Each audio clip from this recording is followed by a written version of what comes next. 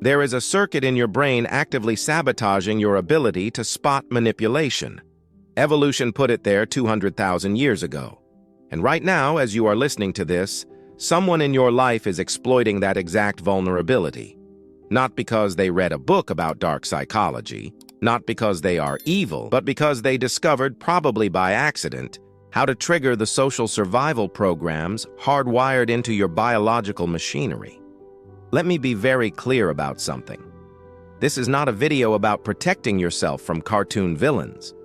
This is not about sociopaths hiding in dark alleys. This is about the coworker who always makes you feel guilty for saying no. The romantic partner who somehow turns every conflict into your fault. The friend who leaves you feeling drained after every conversation, but you cannot explain why. The family member who has mastered the art of making their problems your responsibility. And here is what makes this truly dangerous. Your brain was designed to miss these patterns. Natural selection did not prepare you for the psychological warfare of modern social environments. You are running Paleolithic software in a digital world, and manipulators, whether conscious or unconscious, have figured out how to exploit every single bug in that ancient code. The reason you keep falling for the same patterns is not because you are weak or stupid or naive. It is because you are human, and being human means carrying neural architecture that prioritizes social cohesion over accurate threat assessment. Your ancestors who were too suspicious of their tribe members got exiled and died alone. Your ancestors who were too trusting sometimes got exploited, but stayed in the group and survived. So your brain, by default, is biased toward trust. That bias in the ancestral environment was adaptive. In the modern world, with strangers and complex social dynamics and zero consequences for manipulation, that same bias becomes your greatest liability. Let me show you what is happening in your brain when someone manipulates you. The moment someone triggers your guilt, your amygdala lights up. That is your threat detection system. But here is the problem. Guilt is registered as a social threat. And social threats, for tribal primates like us, were existential threats. Exile meant death. So when someone suggests you are being selfish or letting them down or not caring enough, your brain treats that as a survival emergency. The cortisol floods your system. Your prefrontal cortex, the CEO of your brain, goes offline. And in that moment of biological panic, you become compliant, not because you decided to be, but because 200,000 years of evolution decided for you. Manipulators, whether they know it or not, are exploiting this exact mechanism. They have learned, through trial and error, that triggering social pain makes you manageable. And the truly dangerous ones have refined this into an art form. They know exactly how to make you feel responsible for their emotions. They know how to present their needs as moral imperatives. They know how to punish you with silence or disapproval just long enough to make you desperate for reconnection. And here is what nobody tells you. Most manipulators do not think of themselves as manipulators. They have their own trauma, their own unmet needs, their own broken biological machinery. What you are experiencing as manipulation, they experience as survival. They learned, probably in childhood, that direct requests do not work, that vulnerability gets punished, that the only way to get needs met is through indirect control. So they developed strategies, and those strategies worked. And now, decades later, those strategies are automatic, unconscious, invisible even to themselves. This is why trying to confront a manipulator rationally almost never works. You cannot reason someone out of a survival strategy. Their brain has categorized these behaviors as necessary for social survival. Challenging them activates the exact same threat response they trigger in you.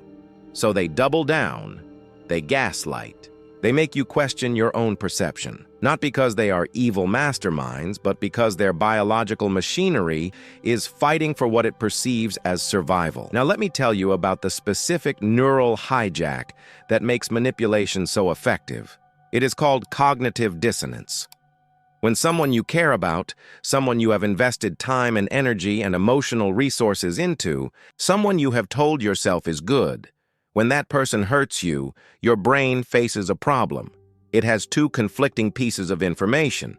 Person is good. Person hurt me. And resolving that conflict requires energy. Lots of energy. So your brain, being efficiency obsessed, takes a shortcut. It rewrites the narrative. Maybe I misunderstood. Maybe I am being too sensitive. Maybe they were just having a bad day. Maybe I deserved it. This is not you being weak. This is your brain trying to maintain a coherent worldview with minimum energy expenditure. But manipulators, again, whether consciously or unconsciously, have learned to exploit this mechanism. They hurt you just enough to create dissonance. Then they love bomb you just enough to give your brain an easy resolution. See, they are not bad. I was just overreacting. And every time this cycle completes, it strengthens the neural pathway. You become increasingly tolerant of behavior that violates your boundaries, because your brain has learned that tolerating violations is less painful than facing the truth. Franz de Waal, the primatologist, spent decades studying chimpanzee politics, and what he found is chilling. Chimps manipulate. They form coalitions. They deceive. They use social grooming to create obligations. They punish defectors. They ostracize rivals.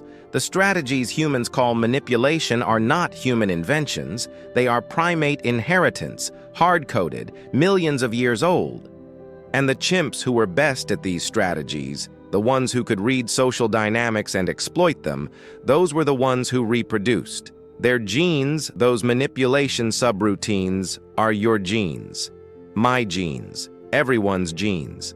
So when you are dealing with a manipulator, you are not just dealing with one person's bad behavior. You are dealing with an evolutionary arms race that has been running since before humans were humans.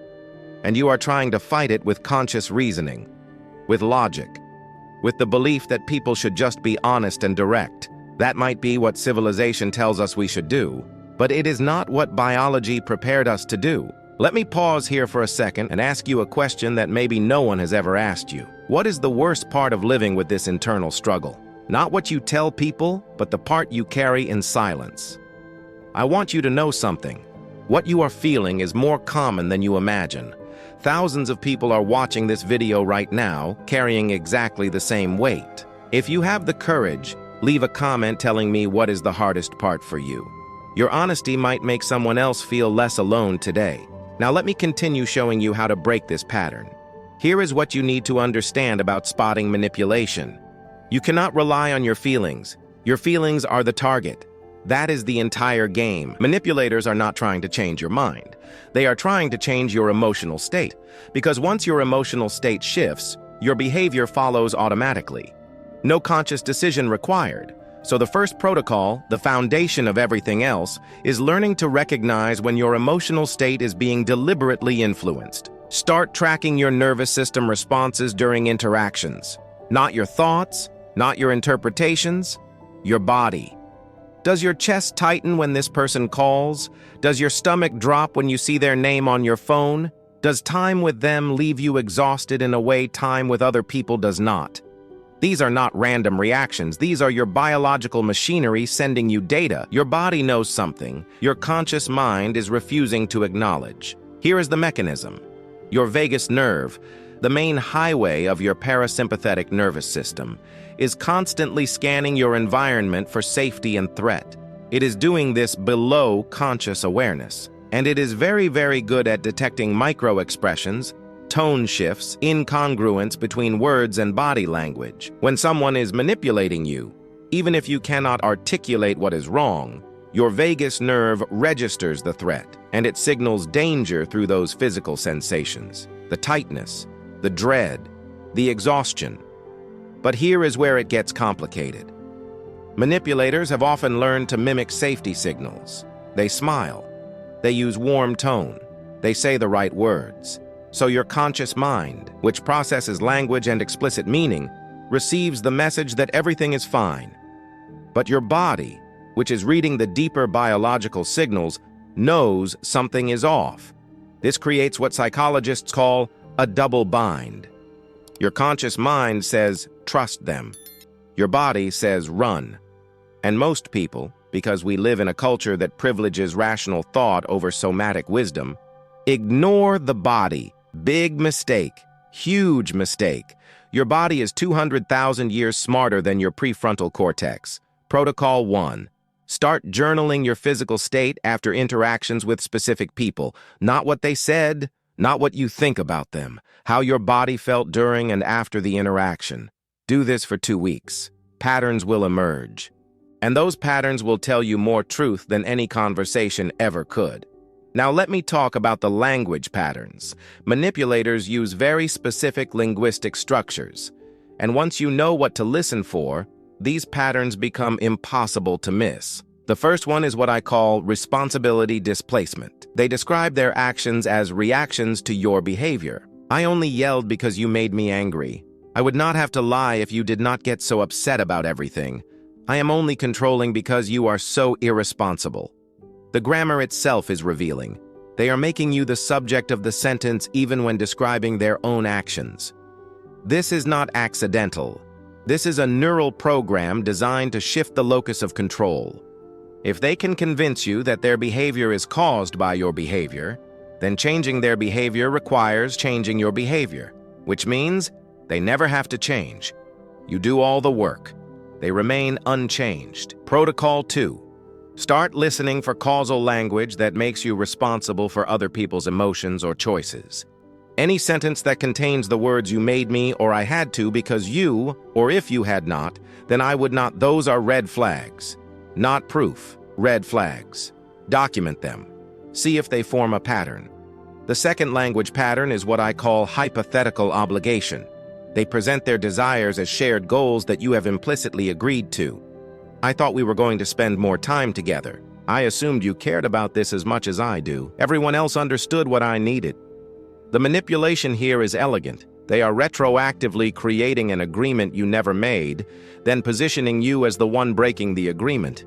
Your brain, which values social contracts, immediately feels guilty. But here is the reality. If an expectation was never explicitly communicated and mutually agreed upon, it is not a contract. It is a fantasy, and you are not responsible for other people's fantasies. Protocol 3. When someone expresses disappointment about your behavior, ask yourself one question. Did I explicitly agree to this expectation? If the answer is no, you are not breaking a contract. They are attempting to create one retroactively. Recognize this. Name it, at least internally. I did not agree to this. This is their preference, not my obligation. The third language pattern is preemptive victimhood. They describe themselves as hurt or attacked or abandoned before you have even established a boundary. I guess you do not care about me anymore. I should have known you would leave me like everyone else. You are just like all the others. This is a masterclass in neural hijacking. By claiming victim status first, they activate your empathy circuits.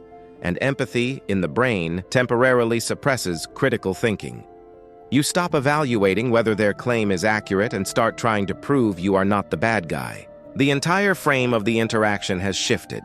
You are now defending yourself against an accusation that was never based on evidence. And while you are busy defending, they are advancing. Their needs, their agenda, their reality. Protocol 4. When someone claims victimhood in response to a boundary you set or a need you expressed, pause. Do not defend. Do not explain. Do not reassure. Just pause. Let the silence exist. See what they do next. If they escalate the emotional intensity, if they add more accusations or threats, you have your answer. If they calm down and become willing to have an actual conversation, different outcome. The pause is diagnostic. It reveals whether their emotional display is genuine distress or strategic control. Now let me talk about the manipulation tactic that causes the most damage over time. It is called intermittent reinforcement, and it is the same mechanism that makes gambling addictive. The manipulator is sometimes wonderful, attentive, affectionate, validating. Then without warning and without clear cause, they withdraw. They become cold, critical, unavailable. Then, just when you are about to give up, they come back, wonderful again. This pattern, this unpredictable alternation between reward and punishment, creates one of the strongest behavioral conditioning loops known to neuroscience. Here is why. When a reward is predictable, your brain stops producing dopamine in response to it. Dopamine is not about pleasure. Dopamine is about prediction error, about surprise, about uncertainty. So when someone is consistently good to you, your brain habituates. But when someone is sometimes good and sometimes cruel, and you cannot predict which you will get, your brain produces massive dopamine spikes every time you get the reward. That dopamine, that neurochemical hit, is addictive, literally. It is the same chemical process that makes people pull slot machine levers for hours. And here is the truly sinister part. The manipulator does not need to intend this. Most people who use intermittent reinforcement learned it accidentally. Maybe they have unmanaged mental health issues. Maybe they grew up in chaotic environments. Maybe they are replaying their own attachment trauma. The result is the same. You become addicted to the hope that this time will be like the good times.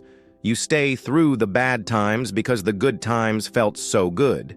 And every time the cycle repeats, it strengthens the neural pathway. You become more attached, not less. More hopeful, not more realistic. Protocol 5. Map the pattern. Write down the dates and descriptions of good interactions versus bad interactions. If there is no pattern, if it is truly random, you are dealing with intermittent reinforcement. And intermittent reinforcement does not respond to communication or boundaries or therapy or love. It responds to one thing: removal. You have to break the conditioning loop by removing yourself from the variable reward schedule. There is no other way. Let me give you a framework that brings all of this together. It comes from the Stoics, but it maps perfectly onto modern neuroscience. Marcus Aurelius wrote that we are disturbed not by events, but by our judgments about events. What he was describing, without the vocabulary, is cognitive appraisal, the space between stimulus and response. When someone manipulates you, there is always a moment, sometimes just a fraction of a second, between their behavior and your reaction. In that moment, your brain is running an appraisal process. Is this a threat? What does this mean about me? What do I need to do to stay safe? Manipulators are effective because they have learned to compress that moment, to make the stimulus so intense, the threat so immediate, that you skip the appraisal process and go straight to automatic response, guilt, compliance, appeasement. But here is what Stoicism teaches and what neuroscience confirms. You can train yourself to expand that moment, to create space between stimulus and response, to let your prefrontal cortex come back online before you act. This is not easy. This requires what neuroscientists call top-down regulation, deliberately engaging the prefrontal cortex to modulate the amygdala response. And it requires practice, lots of practice, but it is learnable. Seneca called it premeditatio malorum, the premeditation of evils, mentally rehearsing difficult scenarios so that when they happen in reality, you have already built the neural pathway for a regulated response. Protocol 6. Identify the 3 manipulation tactics you encounter most frequently. Write out in detail how you will respond next time. Not how you wish you would respond. How you will respond, what you will say, what you will do, what you will not do. Then rehearse it out loud, multiple times. You are building a new neural pathway, a pathway that bypasses the automatic reaction and goes straight to the prepared response. This is not about being cold or calculated. This is about reclaiming agency in situations where your biology wants to give it away. Now let me address something crucial. Some of you are thinking, if I start seeing manipulation everywhere, will not I become paranoid? Will not I stop trusting anyone? This is a legitimate concern, and it reflects a very common cognitive trap, the belief that the only options are naive trust or cynical suspicion. But there is a third option, empirical trust, trust based on evidence, based on patterns over time, based on whether someone's actions match their words, based on whether the relationship requires you to constantly doubt your own perception. Empirical trust does not assume people are good or bad. It observes behavior and adjusts accordingly. It notices when someone apologizes but does not change. It notices when someone says they value you but consistently prioritizes themselves. It notices when someone claims victimhood every time you establish a boundary. And it updates its model of that person based on data, not hope. This is what Robert Sapolsky means when he talks about biological determinism without fatalism. You did not choose your neural architecture. You did not choose your vulnerability to manipulation. But you can choose, with effort and awareness and practice, how you respond to that vulnerability. You can build new neural pathways. You can learn to recognize the patterns. You can create systems that protect you even when your emotions are trying to betray you. Protocol 7. For every important relationship in your life, ask yourself 3 questions. First, does this person's behavior match their words over time? Not in moments of crisis when everyone performs. Over time. In the mundane. In the consistent. Second, can I express disagreement or boundaries without being punished? Punishment includes withdrawal, guilt-tripping, silent treatment, escalation, or making you responsible for their emotional reaction. Third, do I feel more or less like myself after spending time with them? Not happier or sadder. More or less like myself. If you feel like you have to perform a version of yourself to keep them happy, that is data. These 3 questions, asked honestly, will tell you more about the health of a relationship than years of analysis. Because they cut through the narratives, the justifications, the hope, and focus on the only thing that matters. Actual behavior over actual time in actual conditions. Let me talk about one more pattern because it is perhaps the most damaging and the least discussed. It is what I call reality negotiation. The manipulator does not just want to control your behavior. They want to control your perception of reality. They tell you things did not happen the way you remember. They insist you are overreacting to things that were objectively harmful. They claim you are crazy or oversensitive or imagining things. This is gaslighting, and it is neurologically devastating. Here is why. Your sense of reality, your confidence in your own perception, depends on the hippocampus. That is where memories are consolidated. But the hippocampus is exquisitely sensitive to stress. Chronic stress, the kind that comes from constantly doubting your own memory and perception, actually shrinks the hippocampus. Not metaphorically, physically. MRI studies confirm this, which means the more you are gaslit, the less able you are to trust your own memory, which makes you more dependent on the gaslighter's version of reality, which gives them more power, which increases your stress, which further damages your hippocampus. It is a vicious cycle with a neurological basis. Protocol 8.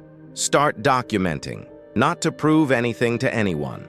For yourself, keep a private record of significant interactions.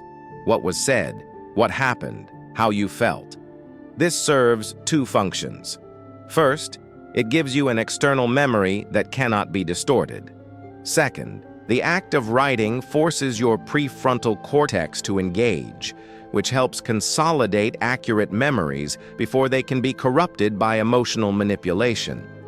If someone consistently tells you that your documented reality is wrong, you are not dealing with different perspectives. You are dealing with someone who needs you to doubt yourself. That is not love. That is not care. That is control. And control in relationships is always about fear. They are afraid that if you see clearly, you will leave. So they have to keep you confused, keep you doubting, keep you dependent on their version of truth. The final thing I want to tell you is this. Learning to spot manipulation does not mean you become isolated or bitter or unable to connect. It means you become able to connect honestly, with people who do not need to control you, with people who can handle your boundaries, with people who match their actions to their words. Those people exist, but you will never find them if you are spending all your energy managing people who see you as a resource to be exploited rather than a person to be respected. And here is something Robert Sapolsky said that changed how I think about all of this. We are biological machines. We do not have free will in the way we imagine, but we do have the ability to build machines. And once you understand the machine, you can engineer better outcomes. You cannot choose whether your amygdala fires when someone guilt trips you. That is automatic. But you can choose to build systems, protocols, awareness practices that intercept that automatic response before it becomes automatic behavior. Every protocol I have given you, every pattern I have described, is not about becoming someone different. It is about becoming more accurately yourself. About letting your biology serve your values instead of letting manipulators exploit your biology against your values. This is not self-improvement. This is self-defense. And in a world where manipulation is endemic, where it is taught implicitly in families and reinforced by culture and amplified by technology, self-defense is not optional. It is survival. If you made it this far, I already know something important about you. You do not just want to survive your own mind, you want to master it. This channel is not about magic promises. It is about real people sharing real tools that work in the real world. If this makes sense to you, subscribe to the channel. Not because I am asking, but because you deserve a place where you can learn to build the version of yourself you always knew was in there. Biology is destiny until you hack it. One final note. This content is educational and exploratory in nature. It is not a replacement for professional psychological support. If you are in a relationship that involves physical danger, economic control, or severe psychological abuse, please reach out to qualified professionals and support services. The information here is meant to help you think more clearly about social dynamics, not to replace clinical intervention when it is needed. Stay safe, stay aware, and remember that understanding your biological machinery is the first step toward reclaiming